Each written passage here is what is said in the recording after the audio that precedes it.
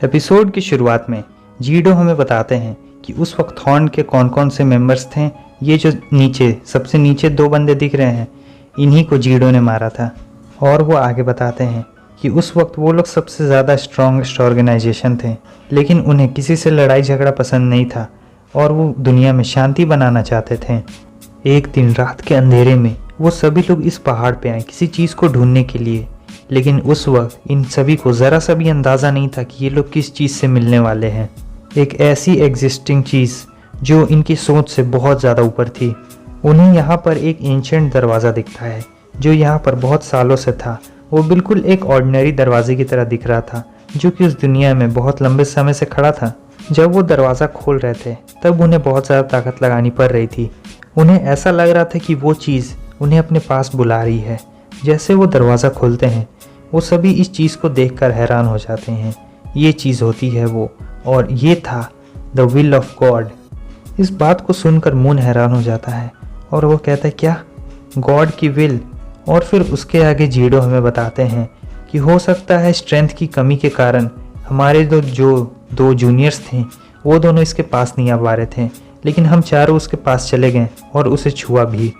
हमने उन रूल्स को बहुत ध्यान से सुना और ऐसा लग रहा था कि जैसे कोई ऊपर से स्पेस से उन सभी रूल्स को पढ़कर उन्हें सुना रहा है। उसके बाद एक दूसरी एंशिएंट आवाज़ उनसे कहती है कि अब जब ह्यूमन बींग्स यहाँ पर आ चुके हैं तो गेम का काउंटडाउन भी अब शुरू हो चुका है। तुम सभी कैंडिडेट्स हो, तुम सभी आगे बढ़ो इस बीम के अंदर। मून कहता है, आखिर ये सब आप क्या बोल रहे हैं? मेरा दिमाग अब फटने वाला है। आप लोग सेकंड बैच थे तो फर्स्ट बैच कौन था? और ये काउंटडाउन और ये विल, ये सब क्या है?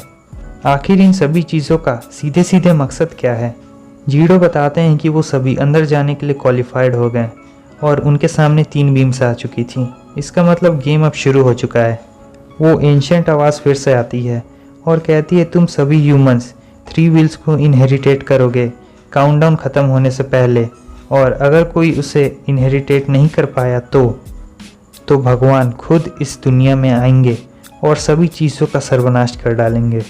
मून कहता है कि तुम लोगों ने उन बेकार से रूल्स को फॉलो करने से मना क्यों नहीं कर दिया? तुम सभी उस वक्त के सबसे ताकतवर हीरोज़ थे, तुम लोग चाहते तो मना कर सकते थे। आखिर तुम लोगों ने ऐसा क्यों नहीं किया? जीडो उसे बताते हैं, हमने उस सभी चीज़ों को मना करने की कोशिश की, लेकिन जैसे ही हमने उस चीज़ की पावर देखी तब हम उसे मना नहीं कर पाए। वो पावर बहुत ही ज़्यादा खतरनाक थी और हमारी पावर उस पावर के सामने कुछ भी नहीं थी, एक चींटी के बराबर भी नहीं। वो एंशिएंट वॉइस हमसे कह रही थी, तुम तीनों इस लाइट के अंदर आ जाओ, विल्स तुम्हें अपने आप चुन लेगी। हम सभी एक दूसरे की तरफ देख रहे थे और हमारे अंदर ढेर सारी घबराहट थी। उस वक्त मैं, जो कि सबसे ताकतवर था और रॉज का डैड होने के नाते भी, मैं दुनिया की किस्मत किसी अनजान के हाथों में नहीं छोड़ सकता था, इसलिए मैं उस बीम के अंदर चला गया। और उस वक्त जो मैंने इनहेरिटेट किया वो उन 3 व्हील्स में से एक थी। मून कहता है, तो जो रॉज के बॉडी के अंदर है वो कोई वॉर स्पिरिट नहीं है, वो उन्हीं 3 व्हील्स में से एक है। और ग्रैंडपा ने भी व्हील को इनहेरिटेट किया था और इनका था व्हील ऑफ लव। वो कहता है, आई व्हील ऑफ लव? और इधर ग्रैंडपा जोर जोर से हंसते हुए कह रहे होते हैं, मेरे लिए बहुत मुश्किल था उसे फील करना, व्हील ऑफ लव को। और वो कहते हैं कि वो एक ऐसे पर्सन है जिन्हें इन सभी चीज़ों में कोई भी रुचि नहीं है। वो अपना पूरा वक्त अपनी स्ट्रेंथ बढ़ाने में, लड़ाई झगड़े में, वही सब में बिताते रहते हैं और इन्हें ये व्हील ऑफ लव को इनहेरिटेट करवा दिया गया। बताओ। वो कहता है, ये काफ़ी फ़नी था। वो कहते हैं, बच्चे तुम मुझे फिर से गुस्सा दिला रहे हो। और मून कहता है, अगर आपने उन्हें इनहेरिटेट कर लिया तो? तभी जीडो कहते हैं, हमने उन्हें इनहेरिटेट तो कर लिया था, लेकिन विल्स ने हमें रिकॉग्नाइज नहीं किया था। मून कहता है, रिकॉग्नाइज्ड? क्या वो इनहेरिटेट नहीं हुए थे? ग्रैंडपा उसे बताते हैं कि वो लोग उस विल के लिए बस एक बोतल थे। जैसा मान लीजिए वो विल पानी है और ये लोग उसका एक बोतल हैं। अगर आपको सचमुच इस विल को इनहेरिटेट करना है तो उसके लिए कुछ रिक्वायरमेंट्स लगती हैं। और फिर जीडो बताते हैं कि उन्हें और ग्रैंडपा को विल ने रिकॉग्नाइज नहीं किया था और वो उसे इनहेरिटेट कर लिए थे लेकिन रिकॉग्नाइज नहीं किया था। और फिर उसके बाद यहीं से शुरू होती है पूरी राम कथा।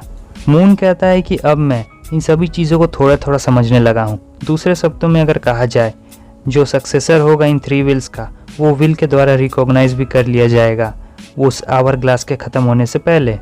वरना ये पूरी दुनिया ख़त्म हो जाएगी। ग्रैंडपा कहते हैं अब मुझे पता चल रहा है, तुम धीरे धीरे समझ रहे हो कि हमें सेकंड बैच क्यों कहा जा रहा था, क्योंकि हम दूसरे ह्यूमंस थे जो वहाँ पर पहुँचे थे। हमसे पहले भी कोई वहाँ पर गया था। जो हमसे पहले वहाँ पर गया था उसने गेम्स के सारे रूल्स सुने थे और गेम को स्टार्ट भी किया था। हमें इस बात पर यकीन नहीं हो रहा था कि हमसे पहले भी वहाँ पर कोई पहुँचा है। मून कहता है आखिर कौन था वो पर्सन, कौन था वो वहाँ जो वो सबसे पहले पहुँचा था। फिर जीडो उसे बताते हैं वो जीनियस का भी जीनियस था। जी हाँ, आपने बिल्कुल सही कहा। एनिमे एक्सप्लेन्स, वो था जाय फैमिली का सबसे बड़ा बेटा, जाय मिंग यानी जाय वैंग का सबसे बड़ा भाई, जो कि उस वक्त 10 साल से भी कम का था। सोचो इतना छोटा। और बस हमारा ये वीडियो भी यहीं पे ख़त्म होता है। वीडियो अच्छी लगी लाइक कर दो, चैनल पर न्यू है सब्सक्राइब कर दें। यहाँ तक देखने के लिए बहुत बहुत शुक्रिया।